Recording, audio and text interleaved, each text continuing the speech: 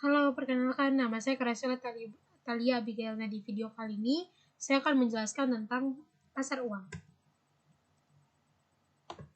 Apa itu pasar uang? Pasar uang dapat diartikan secara singkat adalah tempat bertemunya antara pihak yang memiliki kelebihan dana dengan pihak yang membutuhkan dana.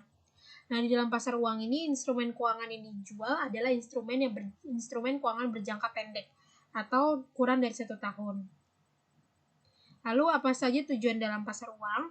Tujuan dalam pasar uang dibagi menjadi 2, yaitu bagi pihak yang memerlukan dana dan bagi pihak yang menanamkan dana.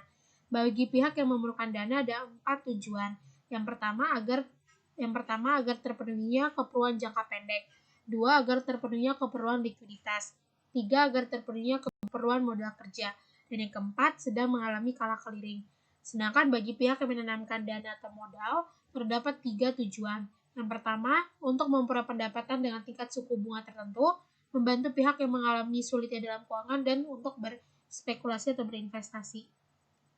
Selanjutnya, apa saja ciri-ciri dalam pasar uang? Yang pertama, terdapat penekanan pada pemenuhan dana jangka pendek. Mekanisme pasar uang ditekankan untuk mempertemukan pihak yang mempunyai kelebihan dana dan yang memerlukan dana. Dan yang ketiga, tidak terikat pada tempat tertentu seperti pada pasar modal. Lalu siapa saja pelaku-pelaku di dalam pasar uang? Yang pertama itu ada bank, lalu perusahaan asuransi, dana pensiun, lalu ada lembaga keuangan lainnya, lembaga pemerintahan, individu masyarakat, dan perusahaan-perusahaan besar lainnya. Selanjutnya, instrumen pasar uang. Yang pertama itu ada sertifikat Bank Indonesia atau SBI. Sertifikat Bank Indonesia adalah surat berharga dalam bentuk utang yang berjangka pendek dan dikeluarkan oleh pemerintah. Nah, SBI ini digunakan oleh pemerintah untuk mengontrol nilai kestabilan rupiah di tengah-tengah masyarakat. Berikut contoh ilustrasi transaksi jual beli sertifikat Bank Indonesia. Bank Indonesia menerbitkan SBI dengan nominal 10 miliar rupiah, jatuh tempo 90 hari, tingkat diskonto 12% per tahun. Bank A membeli SBI tersebut dengan penyelesaian pada hari yang sama atau same day settlement. Kemudian Bank A pada hari yang sama menjual kembali SBI tersebut karena adanya penawaran yang sangat menarik, yaitu diskon rate 10%. Pertanyaan yang A, berapakah profit pada saat Bank A membeli SBI? B, berapakah profit pada saat Bank A menjual SBI ke Bank B? Dan C, berapakah keuntungan Bank A? Yang A, berapakah profit pada saat Bank A membeli SBI? Profit. Nah, rumus profit itu sendiri adalah prinsipal dikali 360 dibagi 360 ditambah dalam kurung jumlah hari jatuh tempo dikali tingkat diskonto rate. Nah, di A ini diskon rate-nya 12%. Maka kita masukkan ke dalam rumus sehingga kita mendapatkan profit untuk jawaban yang A sebesar 9.708.737.864.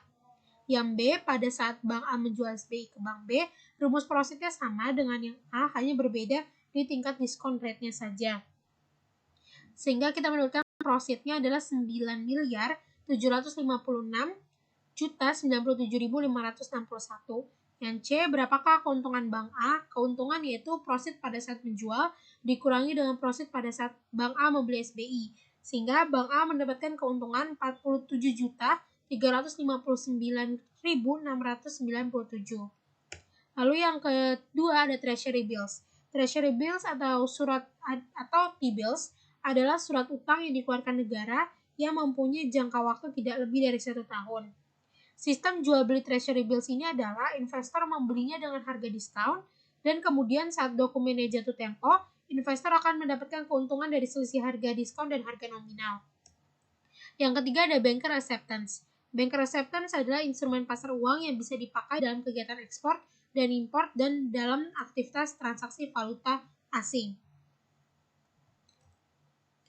Nah, jangka waktu di Banker Acceptance ini berkisar antara 30 sampai 270 hari, di mana jangka waktu 90 hari adalah yang paling umum.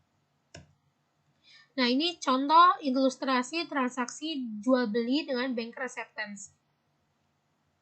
Bank ABC menerbitkan Banker Acceptance dengan prinsipal 1 miliar. Jatuh tempo tanggal 31 Desember. Banker Acceptance tersebut diskonto tanggal 10 September dengan tingkat diskonto 11%. Pertanyaannya yang A, berapa hari diskonto? B, berapa K jumlah diskon, dan C berapakah besarnya profit.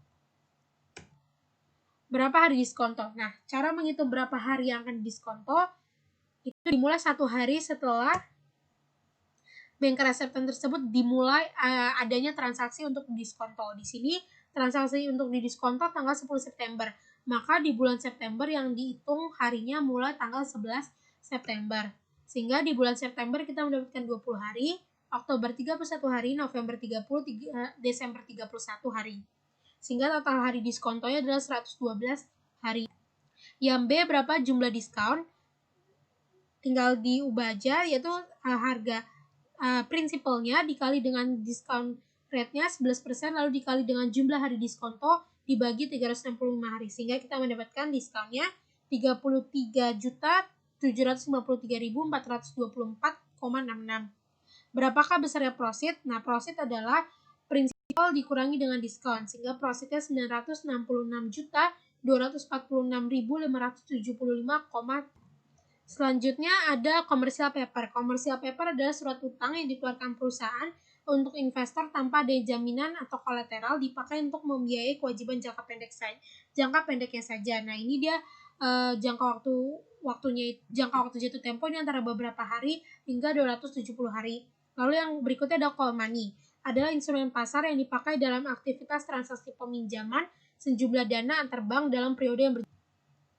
Lalu yang terakhir deposito. Deposito adalah surat berharga yang dikeluarkan bank terhadap simpanan nasabahnya yang periode sudah jatuh tempo di tingkat suku bunga tertentu. Nah, ini adalah contoh sertifikat deposito yang dikeluarkan oleh Bank ICBC. Sekian penjelasan singkat saya mengenai pasar uang. Terima kasih.